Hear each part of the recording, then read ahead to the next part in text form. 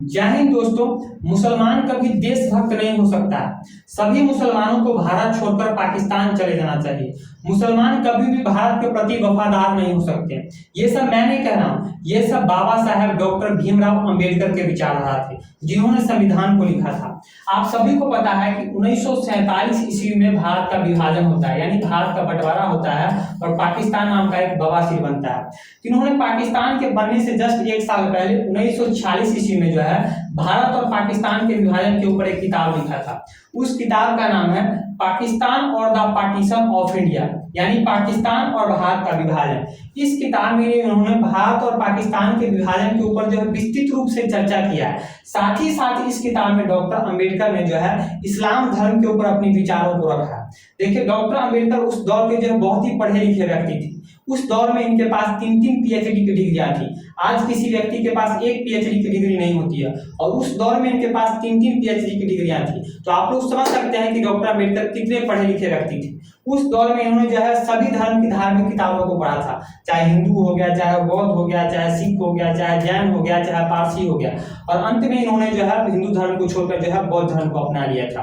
1946 ईस्वी में जब इन्होंने पाकिस्तान और द पार्टीशन ऑफ इंडिया लिखा, तो इस किताब में इन्होंने जो है भारत और पाकिस्तान के विभाजन के बारे में तो विस्तृत रूप से चर्चा किया ही किया, साथ ही जो इस्लाम धर्म के ऊपर जो अपने विचारों को इन्होंने इस किताब में रखा। इस किताब में जो इन्होंने इस्लाम धर्म के लिए कहा, मुसलमानों के लिए कहा कि मुसलमान कभी भी जो है भारत के प्रति वफादार नहीं हो सकते हैं, मुसलमान जो है कभी भी देशभक्त नहीं हो सकते हैं। बहुत सारी बातें इन्होंने जो इस्लाम धर्म के ऊपर इस किताब में कहा। जैसे कुछ प्रमुख लाइनें जो इनकी फेमस है उनको मैं कोट करूंगा।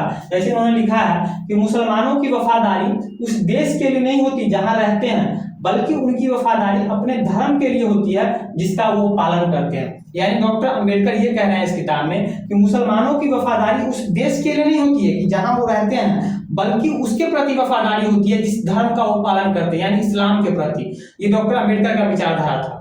आगे वो लिखते हैं कि इस्लाम धर्म एक बंद खिड़की की तरह है जो मुसलमानों और गैर मुसलमानों के बीच भेद करता है। यानी डॉक्टर अंबेडकर कह रहे हैं कि इस्लाम धर्म एक ऐसा बंद खिड़की की तरह है जो मुसलमान और गैर मुसलमान कहने का मतलब हो गया कि जो मुसलमान नहीं है, यानी कि हिंदू, सिख, ईसाई, पारसी, बौद्ध, जैन। तो डॉक्टर अंबेडकर इस किताब में कह रहे हैं कि इस्लाम धर्म एक ऐसा बंद खिड़की की तरह है जो मुसलमान और गैर मुसलमानों के बीच भेद करता है। ये डॉक्टर अंबेडकर के विचार थे। देखिए, डॉक्टर अंबेडकर जो है बहुत ही दूरदर्शी वाले व्यक्ति थे। इन्होंने जो आपको मैंने पहले बताया कि इन्होंने सभी धर्म की धार्मिक किताबों को पढ़ा था। ये बहुत ही दूरदर्शी वाले व्यक्ति थे। इनका मानना था कि जब धर्म के आधार पर जब भारत का विभाजन हो ही रहा है, जब मुसलमानों के लिए एक अलग कंट्री बन ही रहा है, तो क्यों नहीं सभी मुसलमानों को भारत छोड़कर जो है पाकिस्तान चले जाना चाहिए। अगर मुसलमान भारत में रहेंगे तो जो है भारत में जो है आगे फ्यूचर में दंगा देखने को मिलेगा। ऐसा इसलिए उन्होंने कहा था। देखिए, आप सभी को पता है कि हिंदू और मुसलमान की जो धार्मिक विचारधारा है वो बहुत ही अलग अलग है। दोनों में जो है जमीन आसमान का अंतर है। हिंदू धर्म है उसकी अलग विचारधारा है। हिंदू धर्म जो है पृथ्वी के कण कण में ईश्वर को देखता है। हिंदू धर्म जो है पत्थर में भगवान को देखता है। हिंदू धर्म जो है पेड़ पौधों में भगवान को देखता है। हिंदू धर्म है पक्षियों में भगवान को देखता है। हिंदू धर्म है जानवरों में भगवान को देखता है। यानी हिंदू धर्म पृथ्वी के कण कण में जो है ईश्वर को देखता है। वहीं अगर हम इस्लाम धर्म की बात करें तो इस्लाम धर्म जो है अल्लाह के अलावा किसी को मानता ही नहीं। यानी इस्लाम धर्म जो है अल्लाह के सिवा किसी को इबादत करने के लायक मानता ही नहीं है। इनके अनुसार अल्लाह के अलावा कोई धर्म ही नहीं है। ना हिंदू है, ना मुस्लिम है, या मुस्लिम तो है ही है, ना हिंदू है, ना सिख है, ना पारसी है, ना बौद्ध है, ना जैन है। इसको मैं आपको प्रूफ करके भी दिखाता हूँ। आप सभी को पता है कि मुसलमान जो है रोज 5 बार जो है नमाज पढ़ते हैं। यानी इस्लाम धर्म के अनुसार सच्चा मुसलमान वही है जो दिन में 5 बार नमाज पढ़ता है। नमाज कहने का मतलब होगा, आप लोग रोज सुनते होंगे अल्लाह अकबर। तो नमाज तो बहुत बड़ा है, लेकिन मैंने सभी को नहीं लिया। यहाँ जो काम की चीज है जो मुझे आपको समझाना है उतना ही मैंने नमाज का हिस्सा लिया है। जैसे पहला यहाँ पर लिखा है अल्लाह, आप लोग सुनते होंगे रोज सुबह सुबह दिन में 5 बार होता है अल्लाहू अकबर, अल्लाहू अकबर। इसका मतलब क्या हुआ कि अल्लाह सबसे बड़ा है। यानी पृथ्वी पर जो है अल्लाह क्या है, सबसे बड़ा है। उसके बाद क्या कहते हैं अशहदु अल्लाह इलाहा इल्लल्लाह, अशहदु अल्लाह इलाहा इल्लल्लाह। इसका मतलब क्या हो गया, इसका हिंदी मतलब हो गया कि मैं गवाही देता हूं कि अल्लाह के सिवा कोई इबादत के लायक नहीं है। यानी मुसलमान रोज ये 5 बार बोलते हैं कि मैं ये मानता हूं, मैं ये गवाही देता हूं कि अल्लाह के अलावा कोई दूसरा इबादत के लायक है ही नहीं। ना अल्लाह के अलावा ना बौद्ध है, ना सिख है, ना ईसाई है, ना पारसी है, ना शिवजी है, ना दुर्गा है, ना हनुमान जी है, ना महावीर है, ना बौद्ध है, ना गुरु नानक है।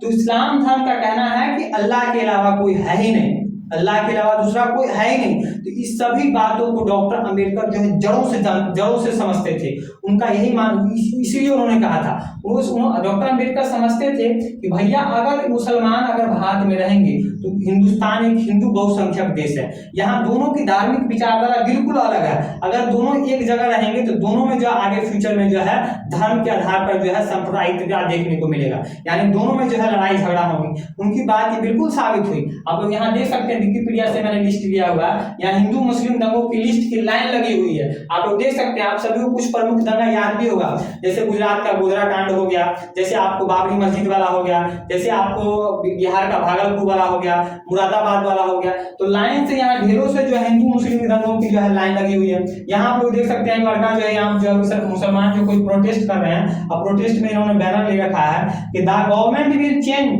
But the Islamic law can never be change, यानी सरकारें बदल सकती है लेकिन इस्लाम का धर्म इस्लामिक लॉ कभी नहीं बदल सकता है। तो इनकी अलग ही विचारधारा है। तो डॉक्टर अंबेडकर इस बात को समझते थे कि भैया अगर मुसलमान अगर भारत में रहेंगे तो भारत में जो है हिंदू मुसलमान दंगा होगा और भारत कभी जो है शांत रूप से बैठेंगे, यानी भारत कभी शांत नहीं रह सकता है। ये डॉक्टर अंबेडकर एकदम अच्छी बारीकी से समझते थे। उनकी बात जो है बिल्कुल भी सही साबित हुई। उनका मानना था कि भैया जब धर्म के आधार पर जब भारत का विभाजन हो ही रहा है, आपको सभी को पता है कि 1947 तक ये पाकिस्तान जो अभी दिखाई दे रहा है बवासी, ये हो गया, और बीच में जो बांग्लादेश हो गया और ये हमारा प्यारा भारत हो गया, ये सभी एक भारत हुआ करता था। लेकिन 1947 ईस्वी में जिन्ना अड़ गया, जिन्ना अड़ गया कि नहीं, मुसलमान जो है भारत में सुरक्षित रह ही नहीं सकते हैं। मुसलमान जो है भारत में जो हिंदू जो है मुसलमान के साथ जो अन्याय करेंगे, इसलिए मुसलमानों के लिए एक अलग कंट्री होना चाहिए। उसने जिद पर अड़कर जो है मुसलमानों के लिए जो है भारत का 2 टुकड़ा कर दिया। एक टुकड़ा इसने इधर से ले लिया जो पश्चिमी पाकिस्तान बन गया, एक टुकड़ा इसने इधर से ले लिया जो पूर्वी पाकिस्तान बन गया, जो वर्तमान का बांग्लादेश है। इन्होंने जो है धर्म के आधार पर जिन्ना ने जो है भारत का विभाजन कर दिया और मुसलमानों के लिए एक अलग कंट्री बना लिया। तो डॉक्टर अम्बेडकर यही चाहते थे, उनका मानना था कि दोनों की धार्मिक विचारधारा बिल्कुल अलग है, दोनों का जो है एकदम समझिए कि जमीन आसमान का अंतर है। तो धर्म के आधार पर जब देश बन ही रहा है, जब भारत का विभाजन हो ही रहा है, तो क्यों नहीं सभी मुसलमानों को उठाकर इधर भेज देना चाहिए, क्यों नहीं सभी मुसलमानों को उठाकर इधर भेज देना चाहिए। तो ये डॉक्टर भीमराव डॉक्टर अम्बेडकर के विचारधारा थे, उनकी पर्सनल विचारधारा थी। तो ये मैंने आपको आपकी क्लास में समझाने का प्रयास किया। अगर आपको ये वीडियो अच्छा लगा हो तो भैया इस वीडियो को ज्यादा से ज्यादा जो अपने दोस्तों के साथ शेयर कीजिएगा। अगर आप लोग फेसबुक पर देख रहे हैं तो मेरे पेज शुभम दुबे को फॉलो कर लीजिएगा। अगर आप यूट्यूब पर देख रहे हैं तो मेरे चैनल शुभम दुबे को जो है सब्सक्राइब कर लीजिएगा। आज के लिए इतना ही, मिलते हैं नेक्स्ट वीडियो में नए टॉपिक के साथ। तब तक के लिए जय हिंद।